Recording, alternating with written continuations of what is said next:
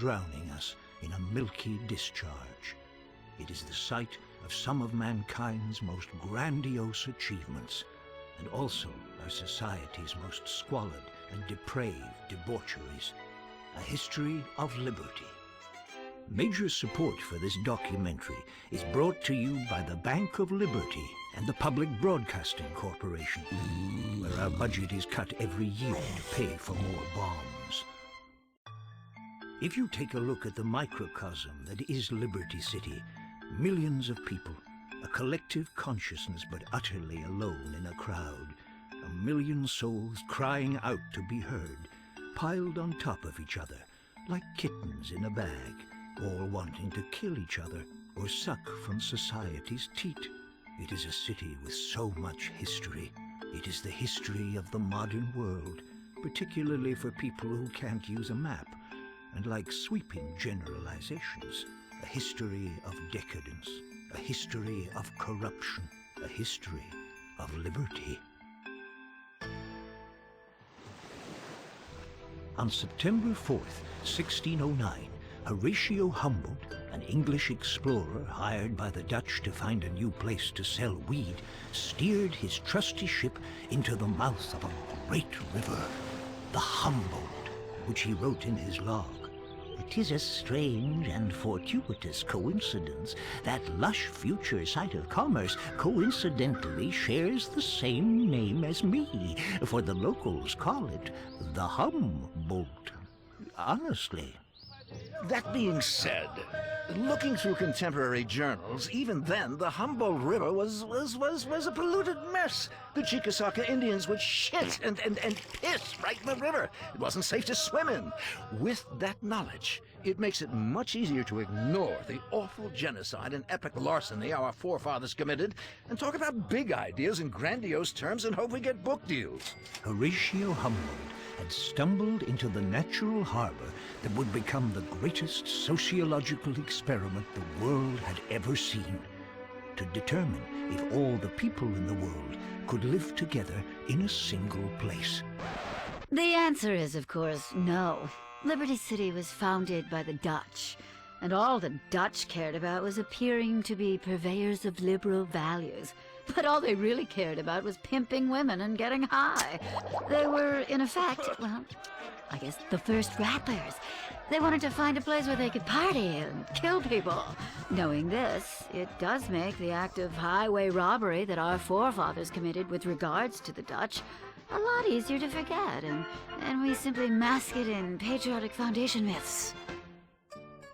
Unlike other cities in the New World, founded to facilitate new forms of religious persecution by lunatics who'd been run out of Europe by liberals, Liberty City was founded not to promote religious intolerance, but instead the other central tenet of Western European society, getting rich off of other people's work.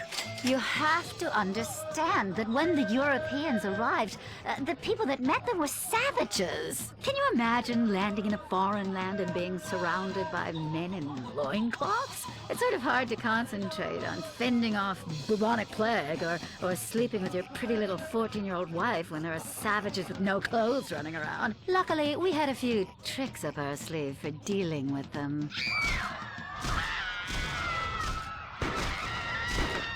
When Liberty City was founded at the beginning of the modern age, it quickly expanded its ego and learned to hate everyone else.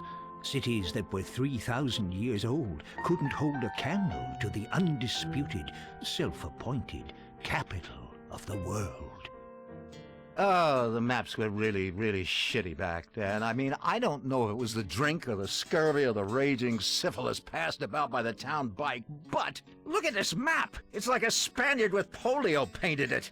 It's one of the reasons people took so long to get anywhere. I mean, the shitty maps. The other reason was the savages. Advertisements were sent back to Europe, promising settlers a new life in a new city that had 24-hour convenience stores, roller coasters, and the entertainment of a nightly hanging at the gallows. All the things civilization had brought to bear on this land. All of Europe wanted to come see what freedom was really like. When they arrived, they were aghast at America's new pastime, watching animals fuck and betting on it. Yes, well, this truly was the city of the future. Word spread, so did the settlement. They chose the slender island in the bay, which they called Algonquin, after the old Indian word Algon-ku-win, thought by some to mean place for condo skyscraper, and by others as island to catch an STD.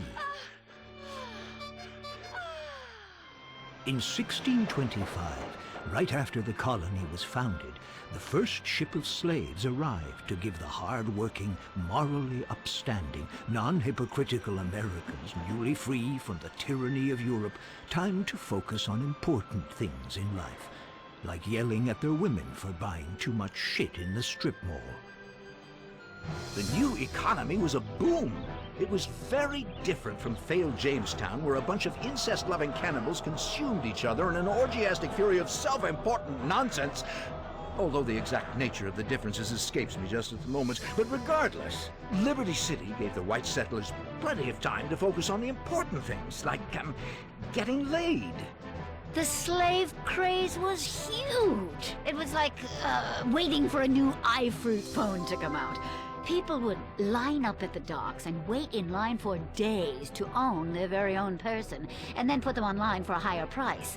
Some dissenters wondered about the moral consequences of a nation founded on genocide, slavery, and theft, but they were quickly imprisoned as being unpatriotic by proto-chicken hawks.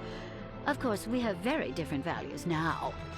That year, all the local indigenous tribes were brought together and paid for what would be the greatest real estate deal in the history of the world.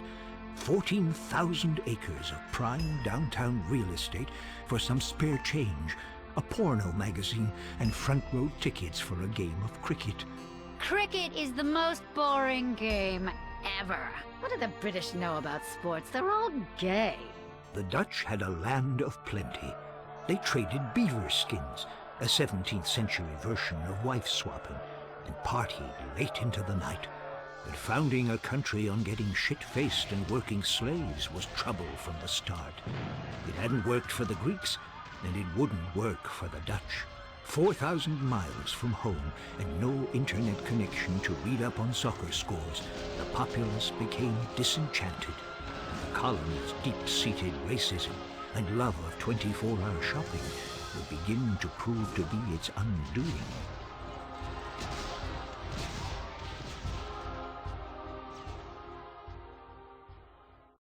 What happens when you take a whole chicken, pack it full of mashed potatoes, top it full of gravy, insert some corn, then deep fry it? You've got yourself a meal. The all-new stuffed pollo todo frito, now at Cluck and Bell. The meal in one just got massive. Cluck and Bell. Liberty City! You don't need money to drive away at Sully's! How about the Farachi? Here's a fine racing machine for you. There's been a lot of special moments in this beauty. So special, there was an Amber Alert issued. They never found her, but it's yours for $7,999. Enjoy the power of the open road today. Oh boy, Sully's got a nice one for you here. The Emperor. Fast as hell. And the airbags have been successfully tested by the previous 3 owners. None of them are in the state to drive anymore, so the car is yours now for the low price of $12,999. Sully's has trucks too. The EXT. Nothing makes you feel manly like driving a truck covered in another man's blood. It's got dark upholstery that doesn't show stains. It's a forensics dream. We call it the Science of Crime Special. Only $10,499. Head down to Sully's Automart right now. These and other bargains are going fast. Remember, Sully says it's pre-owned. It's not used. Liberty City, a town on the edge. A town at the daybreak of dawn, a city at the gate of the universe, a city at the limit of metaphor, deep into the point where hyperbole becomes gibberish. The gateway to the new world was also a terrifying den of iniquity. and the campaign to clean up Liberty City and shut down the crematoriums began almost as soon as the city was founded. What most people don't know, but what I discovered through extensive reenactments, purely for research of course, was that in the crematoriums they used pig fat as lubrication, which in many ways is far superior to modern-day petroleum jelly. Another thing worth bearing in mind is that in the spring of 1647, the East India Trading Company hired a cross-dressing director general for New Rotterdam named Gloria Hole. He had lost his right leg in an unfortunate industrial accident while preaching the good word to some savages by, blowing them up with a cannon, which backfired. Puritanical and self-righteous, he had orders to return civility and productivity to the colony. Within weeks, he had banned drinking, smoking, fornicating with Indians, Texas Hold'em, missing church, anal beads, laughter, and imposed strict fines for male camel toe and whistling in public. It wasn't well received. The city was burned to the ground.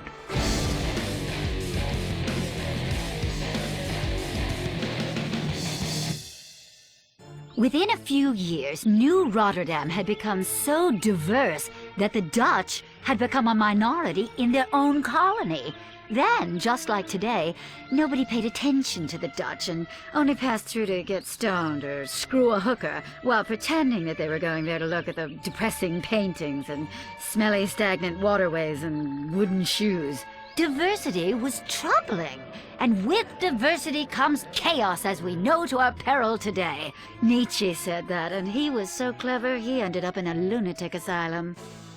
Then, leaders began to fear the worst. They were totally petrified of the Jews showing up. Taxes were reduced so everyone could afford their own firearm, and a pattern for the country was now set in stone. Ignorant, scared xenophobes armed to the teeth trying to protect their borders. It's always been a great nation. What? I'm not racist. On August 27th, 1664, heavily armed British warships entered the harbor. The colonists signed a petition requesting to be ruled by the British, so they wouldn't have to brush their teeth any longer and could be certain they were better than everyone else. The English quickly renamed New Rotterdam Liberty City, after a generous donation by the Bank of Liberty for sponsorship rights. Every single place the British population went, the invisible hand of God prepared a space for them by, well, conveniently destroying and eradicating the native population. Soon the colony expanded, and areas were named after heavily inbred members of their Germanic royal family. Broker was named after Sir William Broker III, the king's bastard son, who was conceived by a milkmaid. The region to its north was called Dukes after the word dookie, as the people in the area smelled like shit. The peninsula to the north of that was named Bohan, after Bohan, a Dutch word meaning Dutch word. And the area across the river was dubbed Alderney, after Philip de Alderney, who was the only person who could tolerate living in an oily, mosquito-filled swamp full of industrial wastelands and soccer moms. But things wouldn't be quiet for long. Pretty soon, the residents of Liberty City began to fight with the British over taxes. Americans felt, and rightly so, that they shouldn't have to pay any taxes. Let the markets sort it out. Poor people will die, rich people will win. Welcome to progress. And so began the American Revolution, a bloody battle by men and women who wanted to leave the tyranny of England's tax structure that paid for burdensome health care and unnecessary public education. This was a war agitated by a number of musket companies who knew they would win whatever the outcome. And of course you can still see that rich tradition today. Americans don't want health care or education. No, we want guns and fireworks shows and wars so politicians can invest in armament companies and clean up. And of course we want drugs. Oh, yes, lots of those. Strong ones you take with young co-eds when discussing their thesis and then begin to rub their thighs while they say, "Didn't I hear you on that documentary?" And you whisper to them until they pass out. But I digress. The American Revolution was bloody. Soon the French joined in the war to help the struggling American insurgency. No, they did not. Yes, they did. They joined in by sending a big statue, which won us the war when the British all died laughing at a giant Martian transvestite eating an ice cream cone. Whatever. We saved their asses in WW2. Get me some freedom fries. The Revolutionary War quickly ended. Residents pulled down the statue of King George and melted it into gold chains, gold teeth, and golden toilet seats. The Union Jack was taken down in Liberty City, replaced with the Stars and Stripes, and the newly liberated Americans celebrated. Soon this entrepreneurial spirit took hold, and Liberty City was unstoppable. Yes, although they were free, the people lived in squalor. You could buy a young boy on the streets for, a few pence. It was a great time to be in the top 5% of the population. It was a great time to be white. Yes, but soon meddlers like Alexander Hamilton and Thomas Jefferson came in to change the successful agrarian-based slave economy to one of excessive service fees for concert tickets and huge turnpike tolls. With slavery soon outlawed in Liberty City and the other northern colonies, righteous women were forced to spend time under the train tracks, servicing men for 3 pence. You could get your knob slob for less than the price of a donut. It was a nation on the up. The politicians were having a field day. You couldn't get them to vote because they were all out having their knobs slobbed. To keep the country moving forward, the capital of the nation was moved from Liberty City to a malaria swamp on the banks of the Potomac, miles to the south. Thankfully, the politicians moved out of Liberty City, and the stage was set for organized crime and mobs to really make a difference. The city soon became, well, a microcosm of all the contrasting elements of modern life. Palaces, self-extravagance, squalor, tenements, trannies, men, women, and children crowded together like a nest of cockroaches. Just like the Liberty City of today, only with less rich hedge fund dorks trying to be homeboys. With tensions rising and civil war on the horizon, Frederico Fitzpatrick planned to head off and teach the South a lesson. But before doing so, continued his great project to bring calm and civilization to all. A central repository for the most hopeless specimens of degraded humanity to get high in. A park in the middle of Liberty City that would become the great democratic meeting ground where, no matter how rich or how poor, you could get dragged into the bushes and raped. Yet beyond its tranquil borders, tension was breaking out. A lot of people were tired of living in black and white. They wanted color, and there were riots. There were kids sleeping in the streets, begging, willing to do anything for a nickel. And there were no taboos or TV shows to catch you doing what is natural between a man and a boy. The nation was sliding inexorably into civil war, which we'll leave until next time. Unless you have the foresight to pre-order the box set of DVDs, join us next time for A History of Liberty Part 2, The Civil War and Beyond. CNT Wednesday nights this fall. Don't miss the return of Funeral Factor, American Asshole, and a whole new Shitty Singer competition. This is CNT.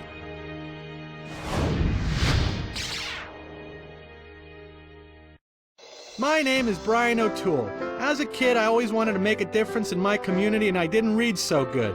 Most careers were closed to me. That's why I joined the LCPD. Now I'm on the front lines, helping tourists and fighting terrorists. I rifle through people's bags on the subway to protect freedom.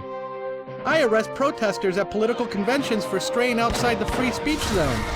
We vigorously enforce the open container law and aggressively protect the environment.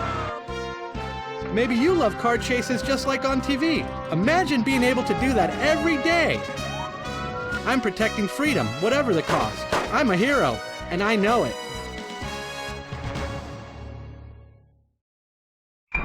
Next weekend, it's the CNT original movie, Fear the Dark Finger. Coming up next, it's the tale of directionless heiresses and pill-poppin' playboys on I'm Rich. Hey, race fans, it's coming. Saturdays, don't miss the Patriot 500 live from Patriot Beer Motor Speedway. It's edge-of-your-seat excitement as rednecks drive in the circle 500 times. Welcome to I'm Rich, the show that puts avarice firmly on. Long, warm bubble bath. City has taken decadence to a whole new level recently, officially becoming the world's capital of stupid money when was whether they wore glasses. If they're that clever, take them off when they see him coming. You know what I mean? Oh yeah, well Kierkegaard, here comes Pol Pot. All right? Yeah, not too bad, yeah. Yeah, good, yeah. Schmalek! Ambit. Or you could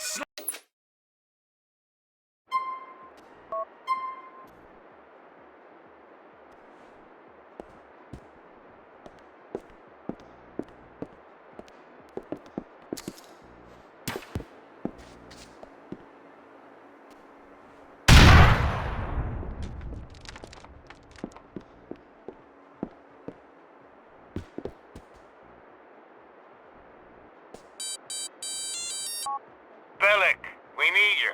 Now. The chopper is prepped and waiting off Grummer Road in Northwood.